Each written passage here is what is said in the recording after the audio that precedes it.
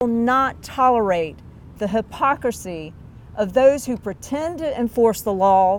Dirty cops?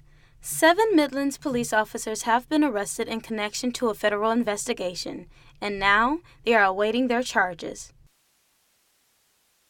Vietnam vets. Vets took a ride of recognition to the State House this morning to celebrate a day that's been a long time in the making. Local buzz. The local coffee shop is looking to give students with disabilities a chance to brew up some job experience.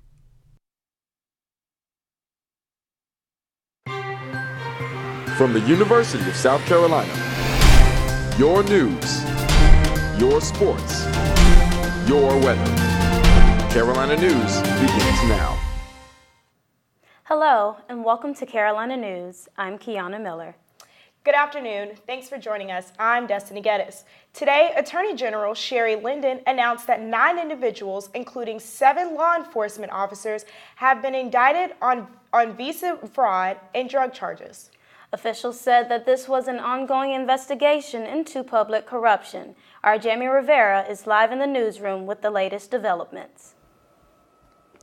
Thanks, guys. This investigation has been going on since 2017, and today, Attorney Linden, officials from the FBI and SLED decided to reveal the allegations that have been found. Today, we unseal a 13-count indictment charging certain law enforcement officers with taking bribes in exchange for using their official positions to help others obtain visas.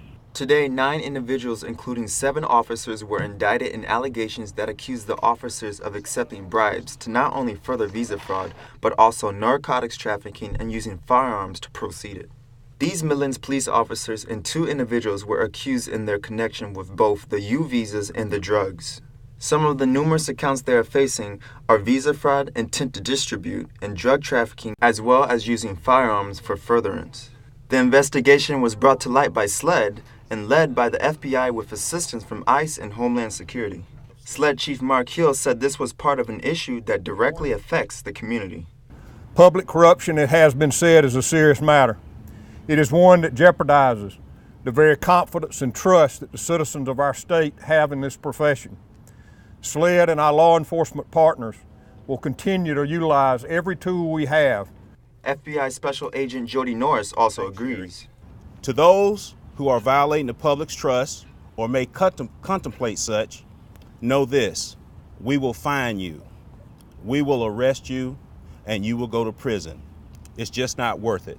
Today, authorities wanted to let it be known that they are putting the hammer down on public corruption. We will not tolerate the hypocrisy of those who pretend to enforce the law while violating it themselves, all to line their pockets.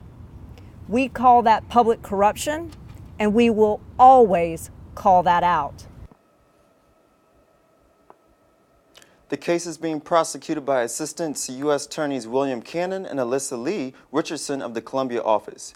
If convicted, the officers involved in the drug bust could face a maximum penalty of life in prison, and those involved in the visa fraud could get up to 10 years. Back to you guys in the studio. Thanks, Jeremy. Parents continue to look for answers today after the recent death of a 5th grader after a fight at school, and they say the Colleton County School Board didn't provide any help. Last night, the school board met for almost 3 hours in an executive session and kept parents out of the discussion. After the session, board members came out to read 2 brief statements before dismissing themselves without taking questions. Parents were not satisfied with the lack of information. Email for that. That was ridiculous. They could have sent an email, a letter home. We were out here waiting for 2 hours for that. You can send your child to school, and then you don't know if they're going to come home. You don't know if they're going to come home unharmed or what, because the school district obviously does not care. A GoFundMe page that was set up by a family friend has raised over $44,000 for the mother of the 5-year-old as of late Thursday afternoon. The Columbia Housing Authority says letters placed on the doors of Oak Reed high-rise apartments yesterday were a mistake. The letters asked residents to acknowledge the installment of safety products in their apartments, like carbon monoxide detectors and smoke detectors. But some residents refused to sign because they say they don't actually have these things installed.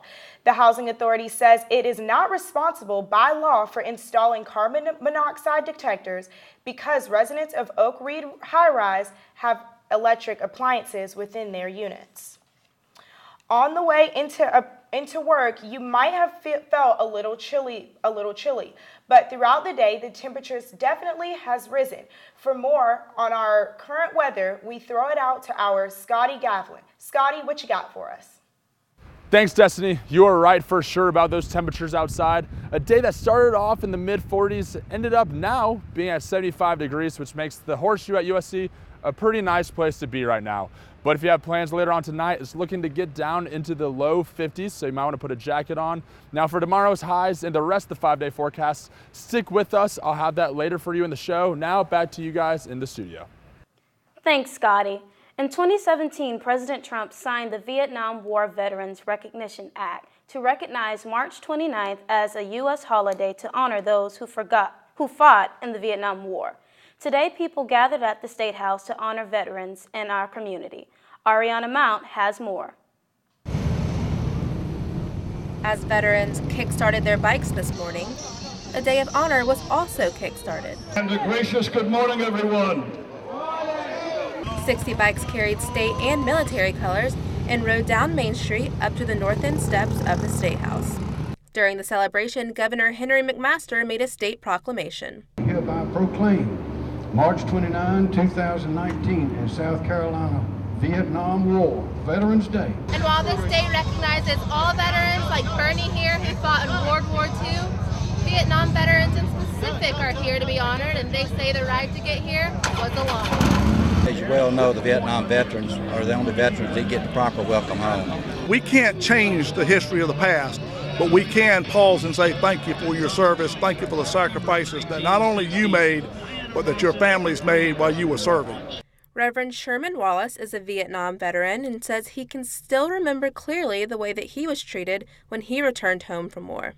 When I came home, no one recognized me. I was kind of ostracized, and he is still affected by that to this day. I'm depressed from time to time, but I push on. In God's name, I can make it. So while this new holiday aims to honor those that served in Vietnam, remember what we did.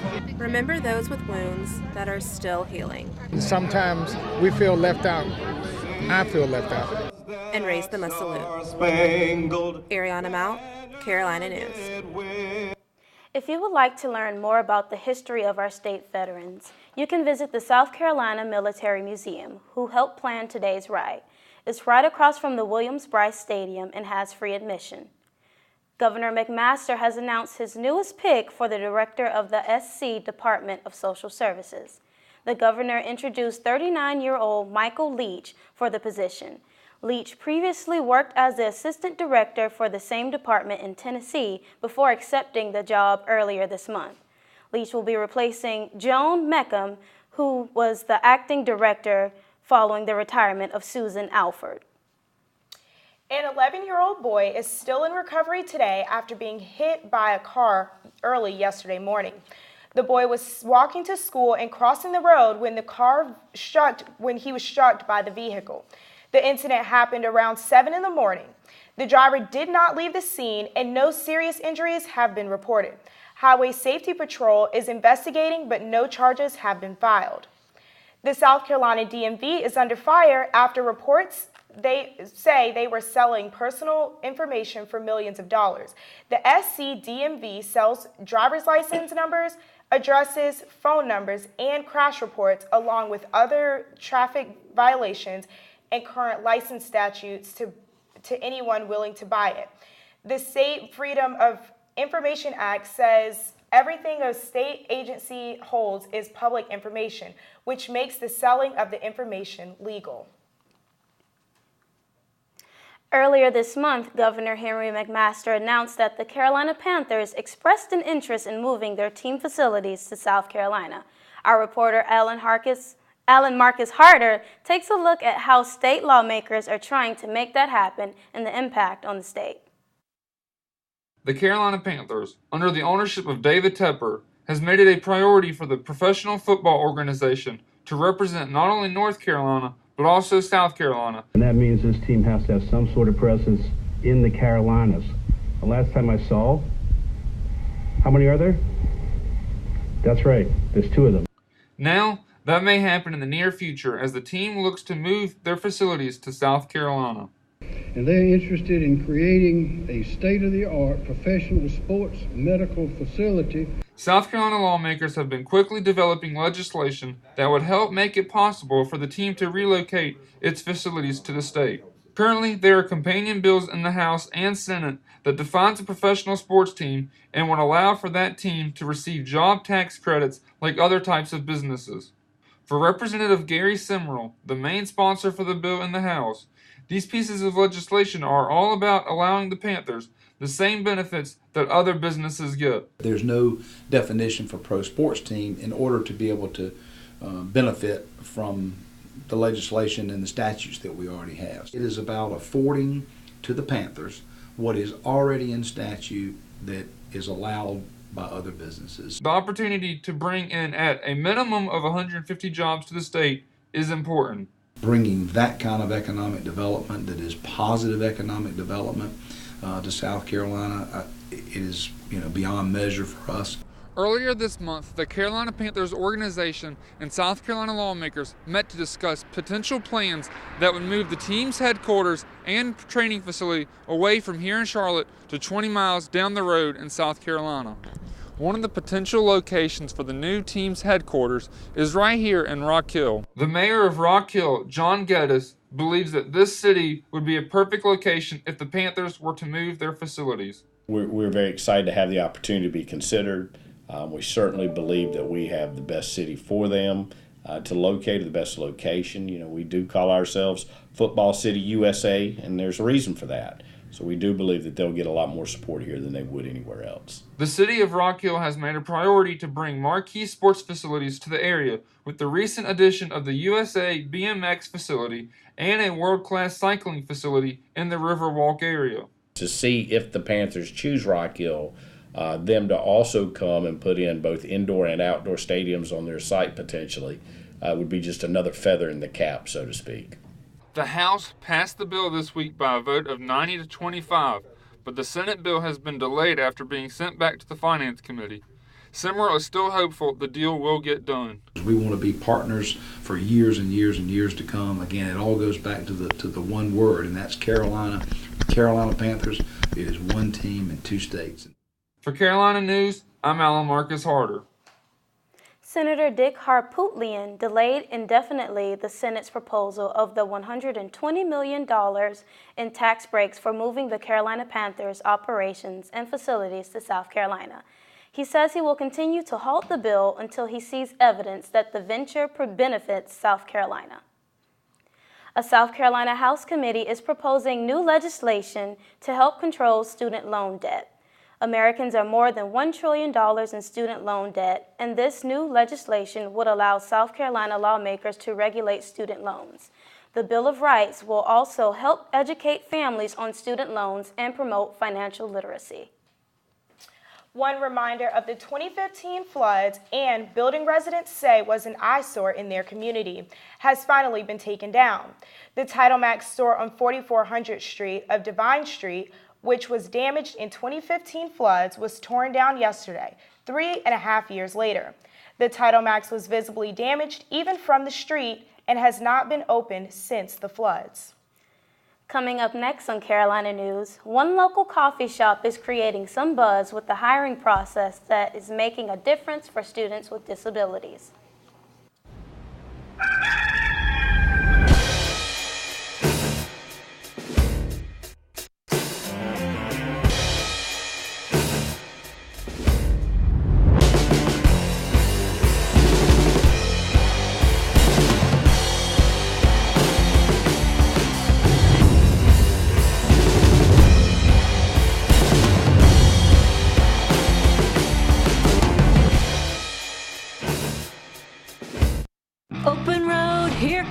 Heffley family. Whether it's a short trip or a long haul. Estimated time 47 hours. They will beg. You're hungry? I'm happy to provide. They will plead. Deep fried butter on a stick.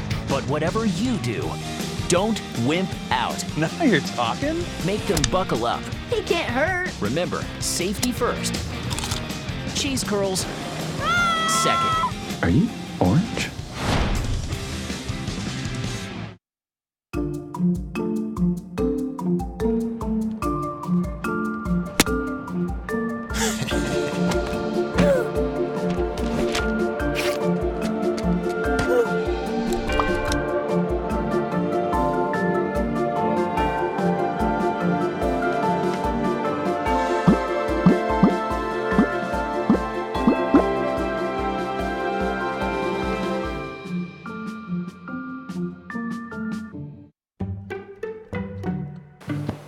Testing.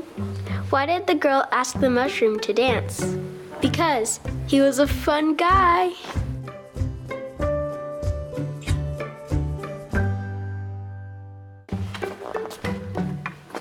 Why don't you ever see elephants hiding in trees? Because they're really good at it.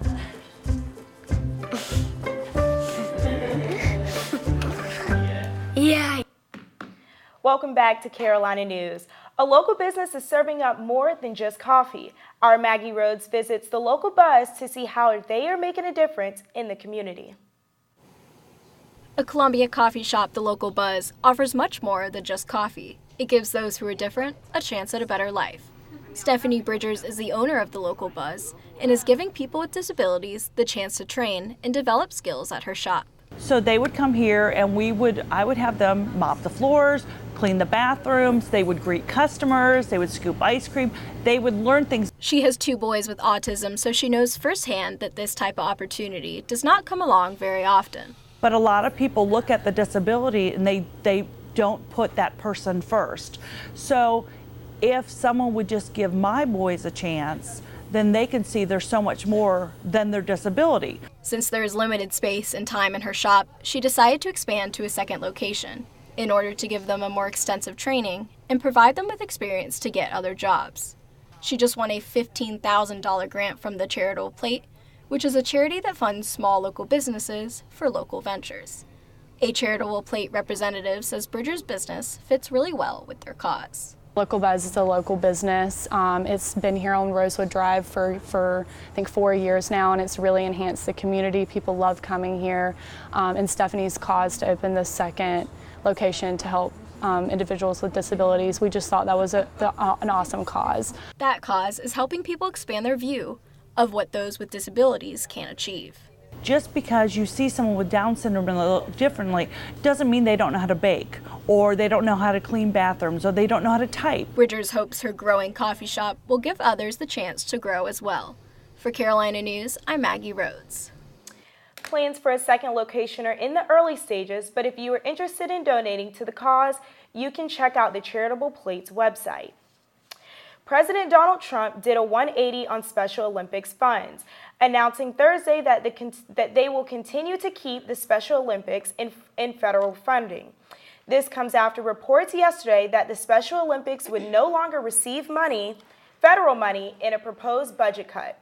The announcement comes days after Education Secretary Betty DeVos defended the proposal, raising criticism. The cut would have eliminated $17.6 million in funding for the Special Olympics. California Democrat Chairman Adam Schiff defended himself Thursday during a House Intelligence Committee meeting in reference to the release of the Mueller report. Schiff and fellow Democrats continue to call for the release of the full report into potential collusion between the Trump campaign and Russia. I don't think that's okay. I think it's immoral. I think it's unethical. I think it's unpatriotic. And yes, I think it's corrupt. Trump and fellow Republicans have called for Schiff to resign, but he refused. The city of Chicago wants Empire actor Jussie Smollett to pay back the money they spent investigating him. The cost of the investigations into the alleged racist and homophobic attack on Smollett is unknown, but the city wants $130,000 from Smollett. Bill McCaffrey, a spokesman for the Chicago Legal Department, said, quote, "The city feels this is a reasonable and legally just amount to help offset the cost of the investigation," end quote. Investigators are relieved today after solving a 1998 slaying case that went cold for 20 years. Delray Beach police were able to arrest Todd Bearcat on Wednesday morning at his home. They say they were able to find Bearcat after he submitted fingerprints as a part of application for a nursing assistant job. He faces first-degree murder charges for the death of Sandra Better. British Parliament rejected Theresa May's Brexit plan a third time after a vote this morning, which will likely kill her plan for good. The vote comes on the same day that Britain was originally supposed to leave the European Union when the Brexit plan was first put in place. If the UK doesn't push back their exit out the EU, they will leave on April 12th with no economic plan in place. I heard Scotty is still outside for us, which means the weather must be holding up pretty well. Let's kick it out to him for a quick update on the weather. Thanks, Kiana. You heard right. I'm on top of the J School rooftop patio right now because the weather is looking so nice.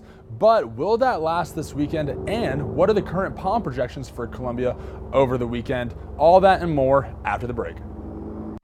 We are not enemies, but friends. We must not be enemies. Though passions may have strained, they must not break our bonds of affection. Abraham Lincoln. Either all of us are going to die together, or we are going to learn to live together. And if we are to live together, we have to talk. Eleanor Roosevelt. Our differences cannot tear us apart, as long as our words have the power to bring us together. Let's change the tone in 2018. Join the movement to revive civility. Problems. The ones nobody talks about at cocktail parties. We go looking for them. No matter the obstacles, no matter the odds, we surround a community's most critical problems, and we fight. United Way fights for the health, education, and financial stability of every person in every community. Will you? Hi, I'm Jeff Corwin. Founded in 1877, American Humane is dedicated to the idea that all animals are entitled to humane treatment. Today, endangered species are experiencing a better quality of life because of the ethical, science-based standards established by American Humane. Teach your kids the importance of wildlife conservation by visiting humane-certified zoos and aquariums. To learn more, visit AmericanHumane.org.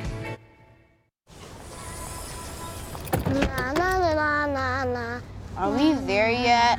Yep, we're here. It's a short drive from your neighborhood to your naturehood. To find a neighborhood park or green space near you, visit discovertheforest.org. Be the voice for those who cannot speak.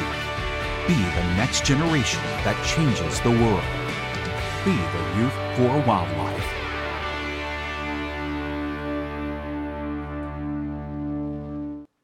Hello and welcome back to Carolina News. I decided to come off the roof into the studio. So now looking at the weather, currently in Columbia, it is partly cloudy with temperatures right around 75 degrees, humidity at 24%, and the winds are going to be southwest at 7 miles per hour. Now going to look at the rest of the state. Currently, what that's looking like, the upstate is at 74 and 73. Columbia is the hottest currently in the state, around 75 degrees, with the rest of Midlands pretty close by. And then the coastal area is a little bit lower, with Hilton Head the lowest. Now looking at tonight's lows, it is going to dip down at 51 degrees here in Columbia, so that's going to go down over 20 degrees tonight. So be careful about that. Orangeburg is going to be the lowest temperature tonight in the state. And then again, here's the coastline is Myrtle Beach at 52, Charleston at 53. Looking at tomorrow, though, we got Columbia at 79 degrees. Again, one of the highest temperatures, if not the highest temperature, with Florence there also at 79. Orangeburg at 78, and then if you look at the upstate, we got Rock Hill at 76, and the lowest is going to be Hilton Head there at 71 degrees. Really not even coming close to the record for today. Now we're going to look at the pollen. This has been something we've been talking about a lot here at Carolina News. Pollen in Columbia has been outrageous. And if you look at today, we're at 10.2 on a 12-point scale.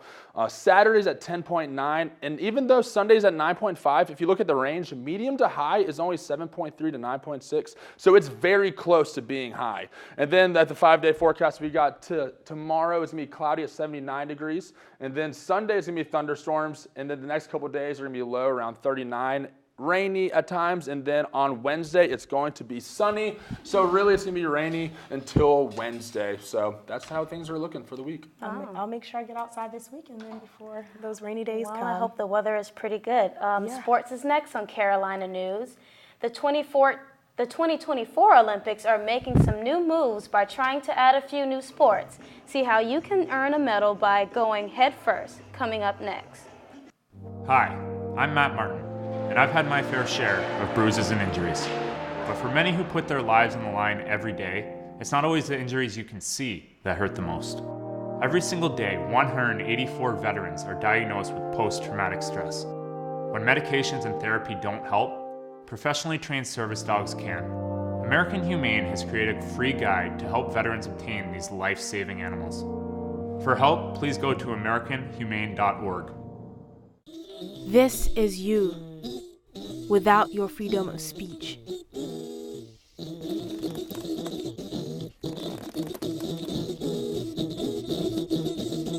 You have a voice, an opinion, one that has the power to make a change. Speak up. It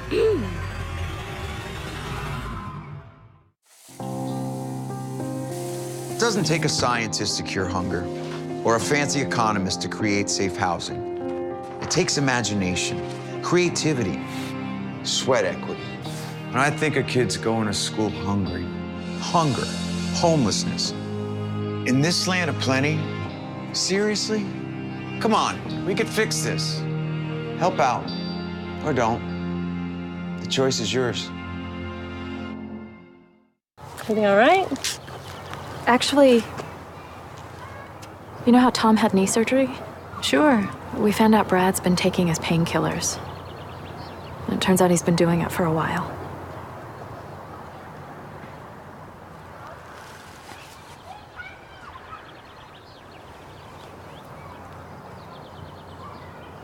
Most people don't know what to say about drugs, but we do. Visit us at drugfree.org. Welcome back to Carolina News. Our Gamecocks women basketball are in the NCAA Sweet 16 for the 6th straight season. Tomorrow, they take on the #1 team in the country, Baylor University, at 2 p.m.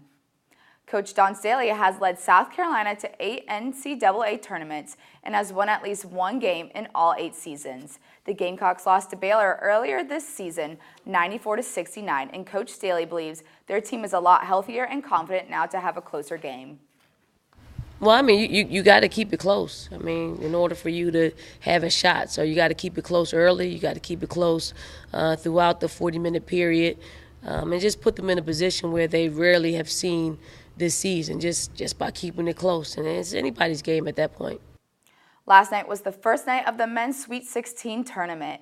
It was a sweet revenge for top seed Gonzaga. The Bulldogs fended off 4th-seeded Florida State 72-58. The last underdog is now out of the tournament. #1 seed Virginia beat 12th seed Oregon 53-49. Oregon kept it close but stumbled defensively in the last minute. Texas Tech topped Michigan by 19 in last night's matchup with the score of 63-44. Michigan's 44 points matched the fewest points ever scored by a 2nd seed. Purdue beat Tennessee in overtime 99-94. Purdue's junior guard scored 29 points, including 2 free throws to force overtime. Purdue's win over Tennessee has officially busted the record-breaking perfect bracket. The famous Center Road bracket correctly predicted the first 49 games of March Madness. Before this year, the longest perfect bracket was 39 straight games, which happened in 2017. The odds of predicting 49 games in a row is estimated around 1 in 562 trillion. Yesterday was a busy day in sports, not only because of the Sweet 16, but it was also opening day for Major League Baseball. Opening day featured 15 games, including plenty of home runs and strikeouts, and even 5 shutouts. The Yankees kicked off the season dominating the Orioles 7-2. Aaron Judge got the team's first hit of the season with the well-struck single to right field. Dodgers made homer history against Arizona. Dodger hitters teamed up for 8 home runs, making an MLB opening day record. Red Sox fans are now in full panic mode after the Mariners defeated the Red Sox 12-4 last night. The Mariners were projected to finish with one of the worst records in the 2019 baseball season and instead started their first game dismantling the defending World Series champions. And finally on sports, looking to attract a younger audience, the 2024 Olympic Games is ready to spin the listing of sports by adding breakdancing. The proposal was made by the International Olympic Committee. This proposal also included skateboarding, surfboarding, and sport climbing. The final decision for adding these sports will come at the end of 2020. Still more to come on Carolina News. Something was squealing in a storm drain in California. Find out what it was after the break.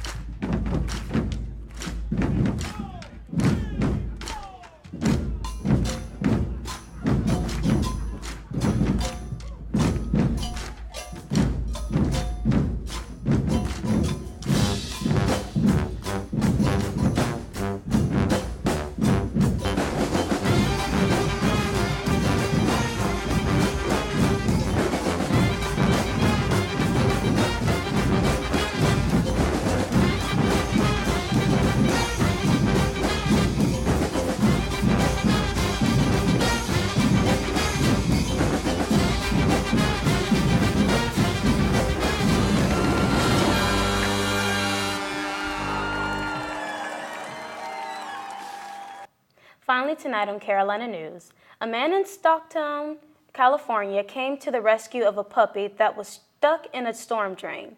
The man stayed with the scared pups until animal control arrived. Animal control came to the rescue after getting a lasso around the puppy's neck to pull it to safety. The puppies are safe and are now up for adoption.